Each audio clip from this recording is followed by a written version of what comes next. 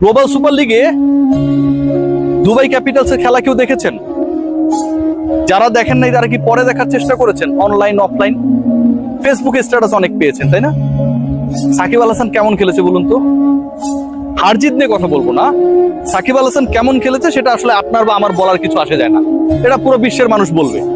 Global super লিগে টি-20 বিশ্বকাপ, in fact kind of franchise বিশ্বকাপ, সেখানটায় বাংলাদেশের প্রথম প্রতিনিধি হিসেবে তিনি, যেহেতু এবারের আসরে এখন পর্যন্ত রংপুর রাইডার্স নামে নাই, আমি যখন এই ভিডিওটা বানাচ্ছি সাকিব আল হাসান নামলেন, দলের হয়ে হাইয়েস্ট রান করলেন, 160-এর কাছাকাছি স্ট্রাইক রেটে ব্যাট করলেন, এবং সেই সাকিব আল হাসান এই কাজটা করে দেখালেন একই সময়ে যখন বাংলাদেশ দল শ্রীলঙ্কার বিপক্ষে খেলছিল।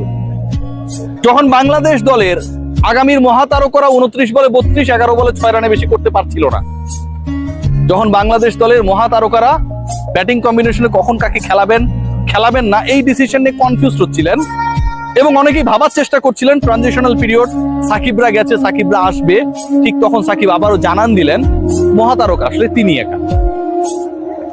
তিনি যে 56 রানের ইনিংসটা খেলেছেন, আপনি খেয়াল করে দেখবেন, এই 58 রানের ইনিংসটা খেলেছেন, এই 37 বলে 58 রানের ইনিংস 156 স্ট্রাইক রেটে। এখানে তিনি 7টা 4 মেরেছেন, একটা ছক্কা মেরেছেন। তার থেকেও বড় ব্যাপার, 58 রানে যখন দুবাই ক্যাপিটালসে 3 উইকেট চলে গেল, এবং ওই 3 উইকেট যখন গেল তখন দলটা 46 বলে 58 রান, 7 ওভার 4 বলে 58 রান, কিভাবে স্ট্রাগল করছে দুদিক থেকে, একদিকে উইকেট গেছে, অপর দিকে স্ট্রাগল করছে, তাদের রান রেট হচ্ছে এমন একটা অবস্থায় যে আপনি 140-এর কাছাকাছি যদি অল আউট না হন করতে পারেন। সাকিব নামলেন তখন, প্র্যাকটিস না করা, ক্রিকেটের বাইরে থাকা, সমালোচিত সাকিব, চলে না সাকিব, বিতর্কিত সাকিব তখন নামলেন ব্যাটিং করতে নেমে প্রথম বলে রিভার্স সুইপ করলেন। বাংলাদেশের খেলা দেখার পাশাপাশি সাকিবের খেলাটাও ফলো করছিলাম, যদিও সাকিবকে নাকি আমি অনেক অপছন্দ করি।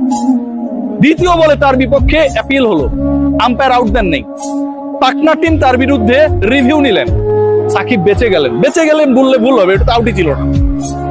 এরপর থেকে সাকিব যে কাজটা করে দেখিয়েছেন, 5 নম্বরে নেমে যে কাজটা করে দেখিয়েছেন, আমাদের নাইম শেখরা সেই কাজটা করে দেখাতে পারেন না, আমাদের লিটন কুমার দাসরা সেই কাজটা করে দেখাতে পারেন না, আমাদের মেগাস্টাররা সেই কাজটা করে দেখাতে পারেন না।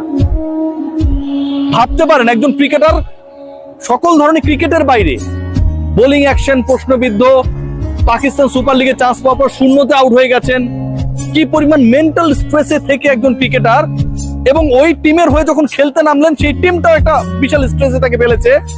অপরাজিত ইনিংস